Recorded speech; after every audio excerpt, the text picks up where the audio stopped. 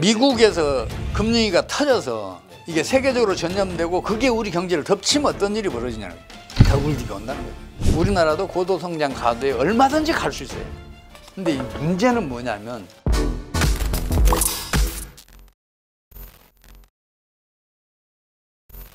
경제위기 예측하실 때 책에 보면 규칙성이 있다라는 말씀하셨거든요.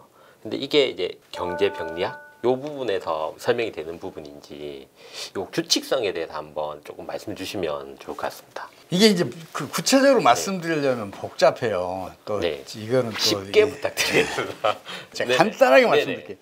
첫째는 모든 경제 위기는 금융 위기를 경유한다. 왜냐하면 통화의 변동성은 신용을 창조하기도 하고 신용을 파괴하기도 하잖아요. 변동성이 엄청 커요.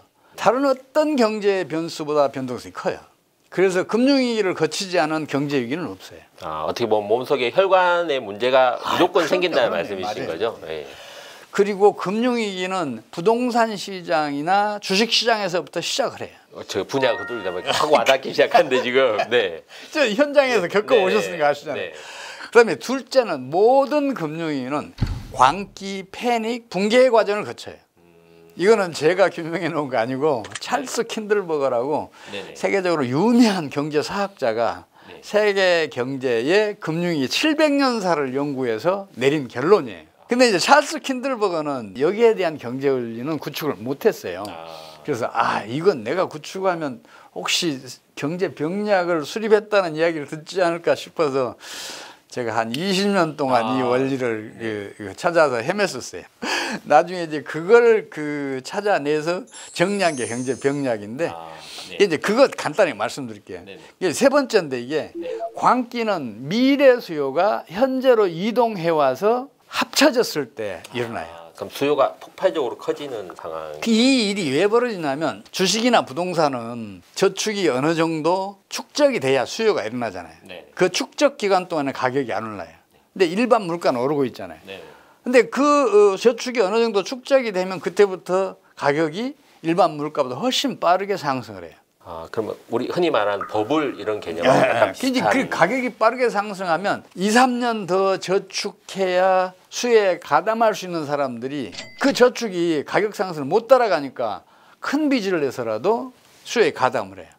영끌 뭐 이런. 맞아요. 최근에 그런 일이 벌어졌죠. 이거는 미래 수요가 현재로 이동해왔다는 걸 의미하거든요. 근데 이 광기는 지속될 수가 없어요. 왜냐하면 미래 수요가 현재로 넘어왔으니까 수요가 사라진, 그러니까 수요가 공동화된 때가 오잖아요. 없어지는 때가 오겠죠. 앞으로 다 당겼으니까. 그래서 발생하는 게 패닉이에요. 수요가 없으니까 가격이 이제 뭐 점진적으로 하락하기 시작하잖아요. 그러면 이제 그 다음부터는 이제 현재 수요가 미래로 이동하는 일까지 벌어지고 또 장소 이동을 해요. 다른 투자로 가기도 하고 해서 이 가격이 급락해요. 그렇게 되면 경제 내에 유동성이 수축되는 효과가 나타나고 이게 신용 파괴조를 작동을 시켜요. 그래서 나타나는 게 붕괴예요. 그러면 말씀하신 부분은 사실 그 부동산이나 주식 같이 약간 투자적 성격을 띠는 자산 요런 쪽에서 조금 더 발생한다고 봐야 될까요? 지금 그 자산 시장에서 그런 현상이 전형적으로 나타난다니까요. 그래서 제가 처음에 말씀드렸잖아요. 금융위기는 주식시장이나 부동산 시장에서 시작한다. 이 말씀을 드렸잖아요. 네. 그리고 이제 정리해서 말씀드리자면 일반적으로 광기는 한 3년 정도 지속이 돼요. 그리고 그러니까 집값이 딱 3년 올랐는데요. 네. 그 다음에 패닉은 반년에서 1년 정도. 그리고 또 이제 붕괴는 반년에서 또 1년 정도. 그 다음에 붕괴가 끝나게 되면 장기 정책이 한 5년 정도가 지나야 이제 부동산 시장, 주식시장이 저희 흔히 말하는 10년 주기설이 그 기간 안에 들어오는. 맞습니다. 그러니까 10년 주기는 일반적으로 알려져 있는데 그거는 광기, 패닉, 붕괴가 일어나는 일반 경제 원리를 알면 금방 알 수 있어요. 제가 지금 설명드린 게 사실은 좀 너무 요약해서 설명드린 거예요. 그래서 저는 이 책을 한번 읽어보기를 제가 권하고 싶어요. 그래서 사실 시장 볼 때도 보통은 이제 경기 주기할 때 뭐 화랑기, 수축기 뭐 이런 얘기하는데 이걸 광기 패닉 붕괴라고 하니까 약간 용어가 좀 와닿기도 하고 무섭기도 하고 그런 게 조금 있는 것 같습니다. 그러면 이제 사실 이 질문이 제일 중요하고 궁금해하실 것 같은데 우리나라 상황은 어느 정도라고 봐야 될지. 우리나라 금융위기는 이미 지난해 하반기에 시작됐다니까요. 강원도 레고랜드 사태가 터졌는데 이게 규모가 2천억밖에 안 되잖아요. 근데 이거는 광위 유동성의 0.0003%에 불과해요. 그러니까 아주 미미한 금액인데 이게 터지자마자 건설업계 전반이 유동성 위기에 빠져들었고 이게 또 다른 산업에도 전염되면서 유동성 부족 현상이 나타났었잖아요. 그 얘기는 그때 당시에 이미 신용 파괴원리가 작동하고 있었다고 판단을 해야 돼요. 근데 이제 어떻게 보면 그것도 저희가 정부가 정책을 조금 쓰고 하면서 지금은 이제 그 이슈가 조금 뭐 물론 위험한 데가 있을 수 있지만 조금 이게 수면하에 사그라든 느낌이 드는데 그것도 여전히 진행된다고. 물 밑에서는 여전히 작동하고 있어요. 신용 파괴 원리가. 물론 지금 부동산 시장을 보면 그 급매물은 거의 다 사라졌잖아요. 이제 올해부터는 부분적으로 지금 상승하는 것도 나타나고 그러잖아요. 이 얘기는 붕괴는 이미 끝났다. 이제 장기 정체 기간으로 들어갔다. 이렇게 판단을 해야 하는데 근데 문제는 뭐냐면 세계적인 금융위기가 우리 경제에 덮칠 수 있다. 미국 경제에서 금융위기가 터져서 세계 경제를 전염시키고 그게 또 우리 경제를 덮치면 부동산 시장이든 주식 시장이든 더블 면하기 어렵다. 저는 그렇게 판단하고 있어요. 그러면 아무래도 이제 이런 금융위기나 이런 게 만약에 온다고 하면 실제로 이제 개인이나 가게에도 부담이 많이 되실 것 같은데 가게 쪽을 보면 아무래도 최근에는 이제 부동산이겠죠. 아까 이제 부동산은 어떻게 뭐 붕괴 시기를 좀 지난다고 보여진다고 말씀은 하셨는데 부동산 어떻게 봐야 될까요, 앞으로? 부동산 투자하시는 분들이 반드시 명심하실 것은 부동산이 10년 주기로 지금까지 반복되어 왔다. 평균적으로요. 그 사실을 먼저 명심하셔야 돼요. 네, 주기가 있다. 예. 이미 투기가 그 끝 갈 때까지 간 상황에서 부동산 투자에 참여하시면 그건 반드시 손해로 귀결이 나요. 그러면 10년 주기 중에 지금 상황은 조금 이제 떨어지고 연착륙 정도에서 장기 침체로 들어가는 국면, 이 정도 접어들었다고 봐야 될까요? 저는 그거에 대해서 확답을 말씀드리기보다 이 말씀을 먼저 드리고 싶어요. 우리가 해방 이후에 부동산 경기가 어떤 주기를 거쳐왔는지 본인이 한번 그래프를 그려보시라고 제안 드리고 싶어요. 제가 간단히 말씀드릴게요. 통계 찾기 쉽게. 우리나라에서 그 최초로 부동산 투기가 일어날 뻔했던 게 1957년, 58년이에요. 근데 이제 부정선거 또 4.19 혁명, 5.16 쿠데타 이런 게 연이어 터지면서 이게 이제 흐지부지 사라졌어요. 그래서 그 다음에 패닉 붕괴도 일어나지 않았는데 본격적으로 주기를 보이기 시작은 1960년대 초예요. 60년대 초요. 네. 이제 그래서 이제 그 뒤로 장기 정체를 하다가 65, 66, 67 이 3년 동안 광기가 일어나요. 그리고 68년, 69년 패닉 붕괴가 일어나요. 그리고 75, 76, 77년 광기가 일어났다가 79년, 80년 붕괴가 일어나요. 그리고 이제 그 1985년, 6년, 7년, 88년 상반기까지 또 광기가 일어나요. 이때는 이게 올림픽 광기 기간이 이제 조금 더 장기화됐잖아요. 그때는 왜 그랬냐면 우리나라 성장률이 연평균이 11%를 넘어서요. 수요가 계속 받쳐주는 것. 그러니까요. 성장률이 높으니까 그만큼 저축이 커진 거죠. 그러니까 유동성이 풍부해진 거죠. 그러다가 88년 하반기부터 89년 패닉 붕괴의 과정을 거치고 이제 1995년, 96년도에 광기가 일어날 뻔하다가 또 외환위기가 닥치면서 또 사그라드네요. 그리고 이제 2005년, 2006년, 2007년 이때 이제 광기가 일어나요. 투기 광풍이 분 거죠. 그리고 이제 그 2008년, 2009년 패닉 붕괴가 연이어 터지는 거죠.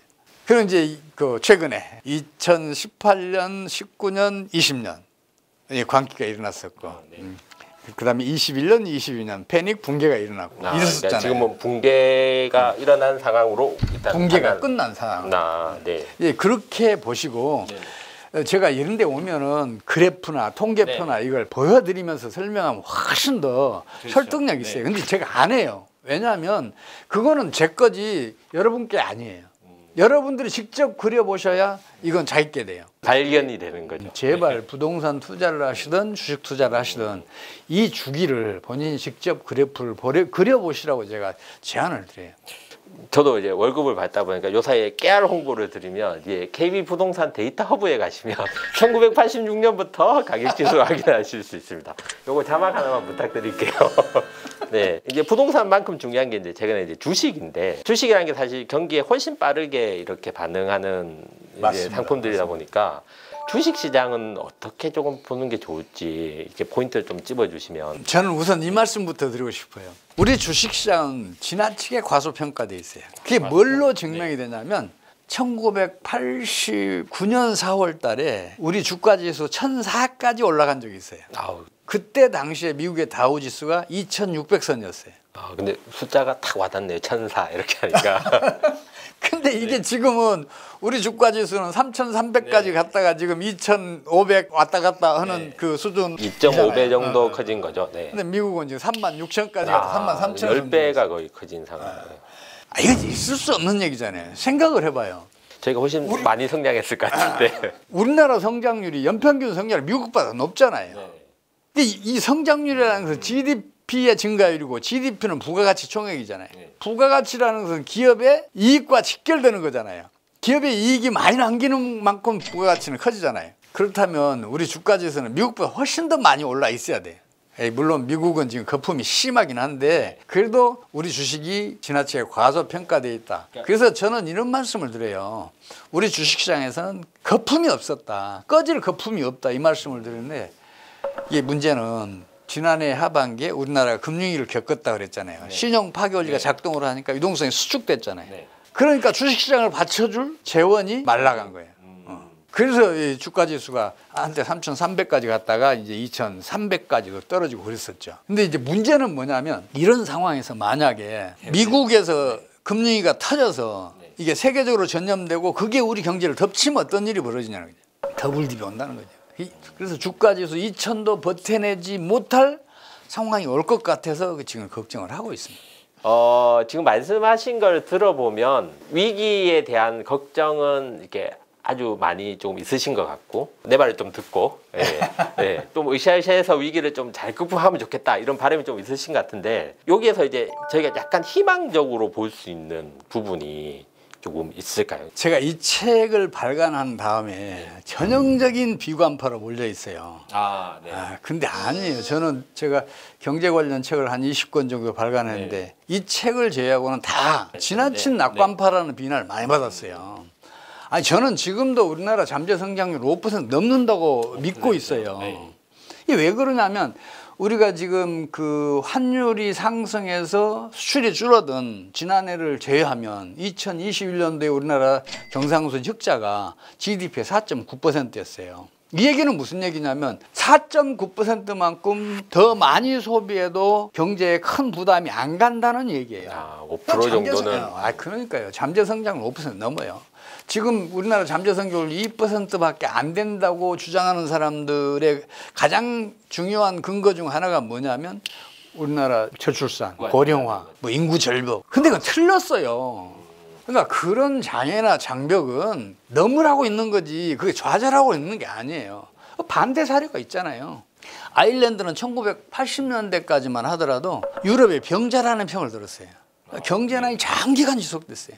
그래서 젊은 사람을 중심으로 일자를 찾아서 해외로 다 이탈했어요. 그래서 아일랜드의 인구가 740만에서 한때 340만까지 줄어요.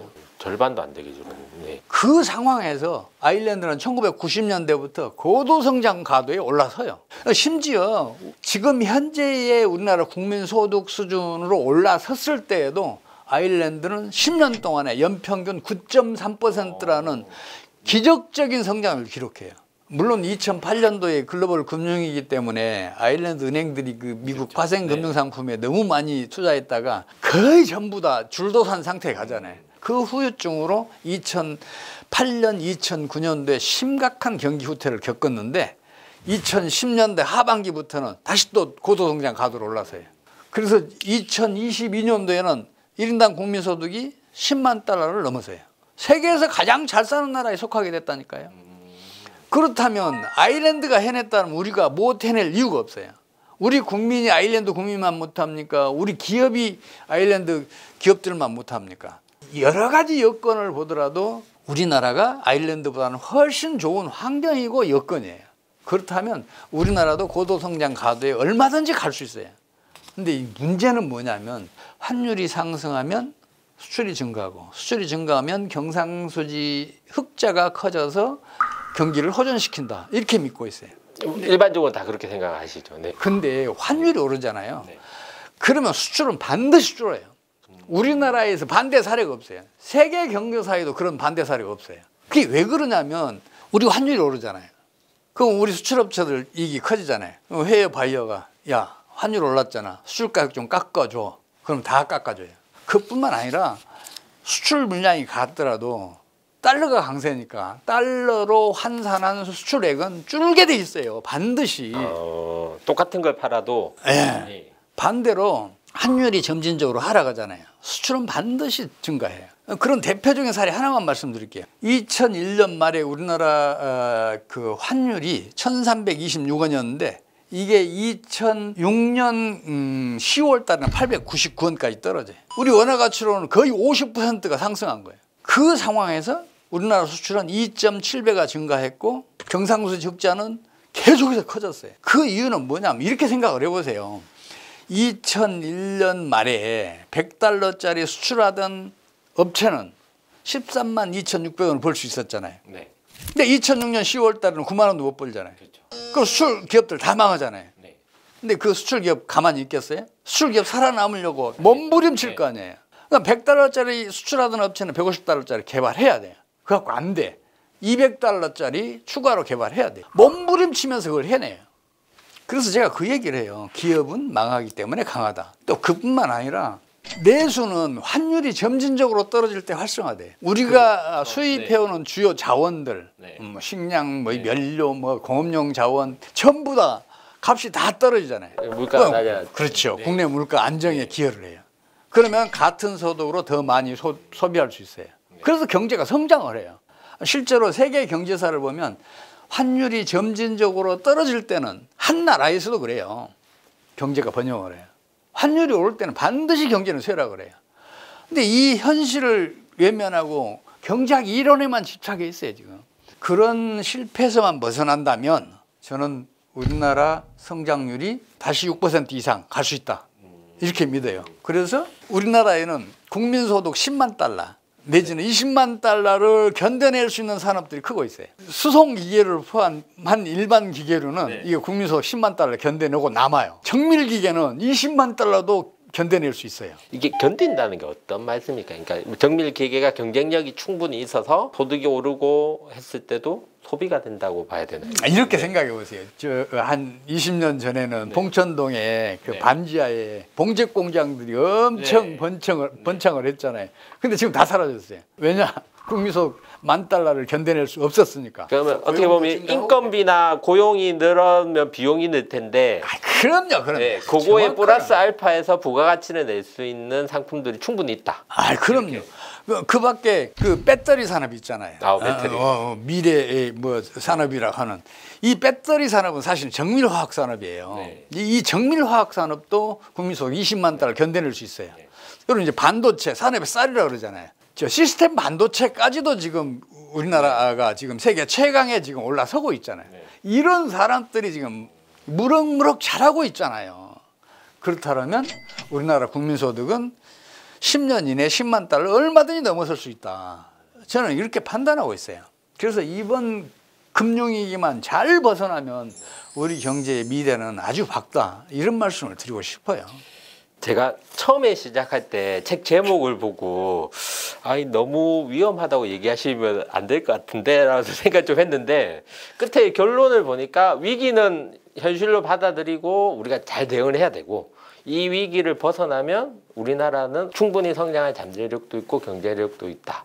이렇게 보고 계시는 것 같은 느낌이 좀 들어서. 그럼요. 네. 그러니까 아무리 뛰어난 체력을 가지고 있는 사람도 병에 걸리면 잘못하면 죽잖아요. 네. 체력도 약화되고 또 활동력도 떨어지다가 결국은 죽게 되는데 의사가 적절한 처방을 신속하게 해주면 그 벗어날 수 있잖아요. 네. 이번 상황에서 제발 좀 그랬으면 좋겠어요. 예, 그렇게 되면 우리 경제 미래는 밝다.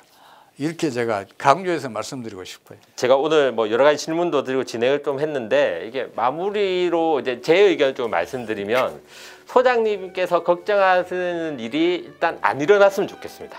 만약에 일어난다면 거기에 대해서는 충분히 대책을 세우고 이 위기를 잘 타개했으면 좋겠다라는 이런 개인적인 좀 생각이 들고 오늘 소장님 주제가 조금 어렵긴 합니다. 어렵긴 하지만 이 조회수가 폭발을 하면 제가 한 번 더 출연을 할 수도 있을 것 같습니다. 그래서 오늘 영상도 좋으셨으면 이렇게 자막 붙여주시죠. 여기 구독, 좋아요, 알림 설정까지 조금 부탁드리겠습니다.